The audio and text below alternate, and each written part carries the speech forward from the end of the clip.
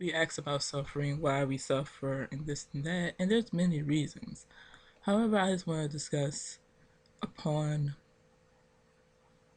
us. What do we do, when it comes to suffering? In First Peter 3:17, it says, "For it is better, if the will of God be so, that you suffer for well-doing than for evil-doing." In First Peter 4:15 and through 16, it says, "But let none of you suffer as a murderer, or as a thief, or as an evildoer, or as a busybody in other men's matters. Yet if any man suffer as a Christian, let him not be ashamed, but let him glorify God on this behalf." So we're going to suffer, right? But let's make sure it's not because of doing things we had no business doing. Let us not suffer because of sin. Okay? Let us not suffer because we are a murderer or a thief or a busybody, a gossiper, or a homosexual. But if we're going to suffer, let it be because we're Christian. Because we're trying to do what is right. We're suffering for well doing. We're trying to do what God says, right? And then if you suffer for that, you're not going to be ashamed, okay? You're not going to be like something wrong because you're innocent, okay? You're not guilty, okay? You didn't do anything wrong, okay? You're innocent, right? In First Peter 3:18 it says, "For Christ also hath once suffered for sins, the just for the unjust, that he might bring us to God, being put to death in the flesh, but quickened by the Spirit." Christ suffered also. So, us as Christians, followers of Christ, we're going to suffer too. But we might suffer like how he suffered in the sense of we trying to do what's right and we helping others come to salvation. Isn't that something worth suffering for? Okay, because you're going to suffer either way, but so let it be because it's for good, not for evil, right? See, some people are suffering for evil, being persecuted or ostracized because of evil. Homosexuals being an example of that.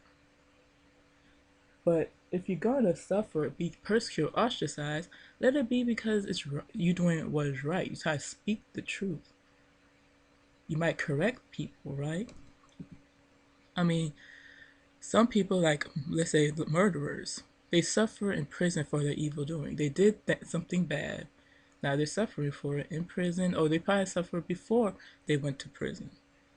Okay, but a Christian, we will be compelled to rebuke the murderers or any other sinner, and because of such, we will suffer for well doing by the very people we rebuked or corrected.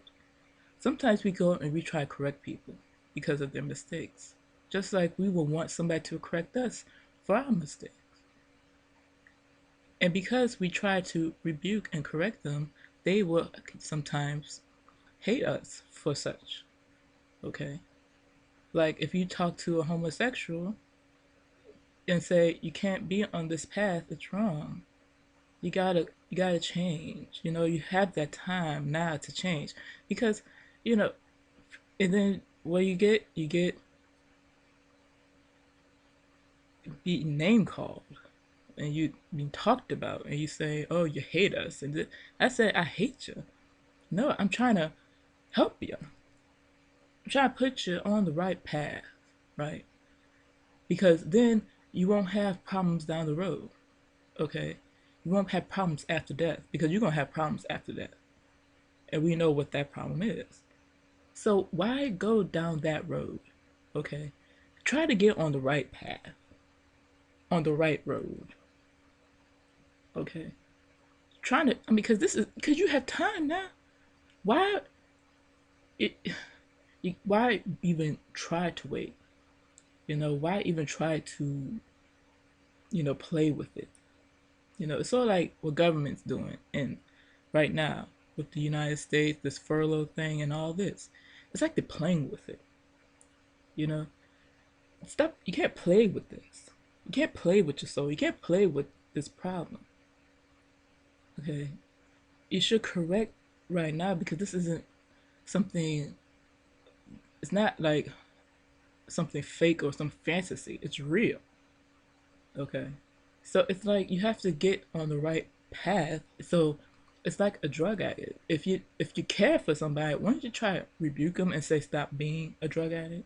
Or are you gonna say, well, because I love them, I'm not gonna say anything to them. I'm just gonna let them continue to be a drug addict because that's what they want to be. I said no, because the end. Their end is not gonna be happy. Okay, it's gonna be bad. So isn't it our job as loving people, loving Christians, to rebuke and correct? Okay. I mean, but people don't like that. So they hate us because of that. Okay. They call us, I don't know, bigots or something.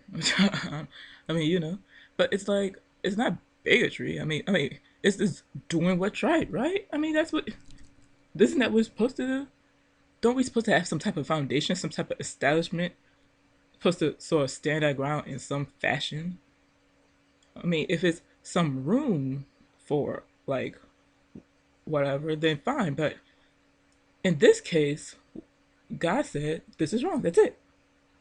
I mean, what can I say? I can't, I can't. It's not like the Bible is a constitution, okay? Because it's not, okay? It's the law, and that's it. It's not a constitution that you can so mess with, okay? It's there. He says this is it, and this is how I'm going to judge. He tells us that he's going to judge us by his word, right? So let's not play with it anymore, right? And one more thing, what I wanted to do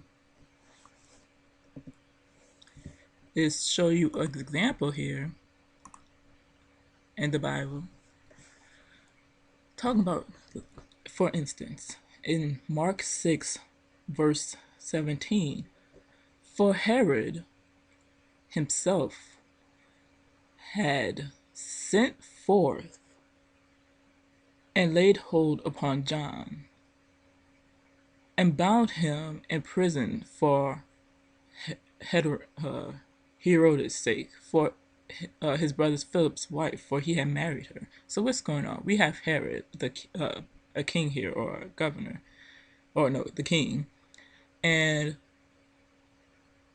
he bound John the Baptist in prison for Herod's sake. For this woman was his brother's wife, and Herod had married her. And John, like it says in 18, has said unto Herod, it is not lawful for thee to have thy brother's wife. So we have Herodias, I think that's how you pronounce her name, I'm sorry, Herodias, married, if I'm getting this correct, Herodias married to two people. She is married to Philip, Herod's brother, and she is married to Herod. Now, it looks like she was married to Philip first. And then she married Herod. And he said, it's not right. So what happened? Herod bound John the Baptist in prison, put him in prison for that. For just saying that it's not lawful, which is not. I mean, And in 19, it says, therefore, Herodes had a quarrel against him and would have killed him, but she could not. So Herodes had a quarrel against John, and she wanted him dead. But Herod, as it says in 20, feared John, knowing that he was a just man and holy, and observed him. And when he heard him, he did many things and heard him gladly. And when a convenient day was come, that Herod on his birthday made a supper to his lords, high captains, and chief estates of Galilee. And when the daughter of the said Herodes came in, and danced and pleased Herod, and them that sat with him, the king said unto the damsel, Ask of me whatsoever thou wilt, and I will give it thee. And he sware unto her, Whatsoever thou wilt ask of me, I will give it you, and unto the half of my kingdom. And she went forth and said unto her mother, What shall I ask? And she said, The head of John the Baptist. And she came in straightway with haste unto the king, and asked, saying, I will that thou give me by and by in the charger the head of John the Baptist. And the king was exceedingly sorry, yet for his oath's sake, and for their sakes which sat with him, he would not reject her. And immediately the king sent an executioner, and commanded his head to be brought. And he went and beheaded him in the prison, and brought his head in the charger, and gave it to the damsel, and the damsel gave it to her mother. We have here hatred, because John basically told them they were wrong. And what did they do? They killed him. And I believe this hatred exists today. And not just like in Arab or something, but here. Because when you tell people things, you see the hatred. Okay? And it's like, my goodness. I mean, if it's wrong, it's wrong. Just change. What's wrong with that? You know? So, I mean, so that's what I wanted to say today, and about suffering.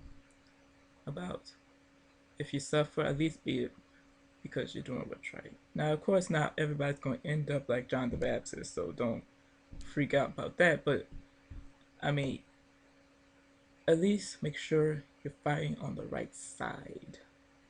Okay. And may God bless you, and may He bless you real good.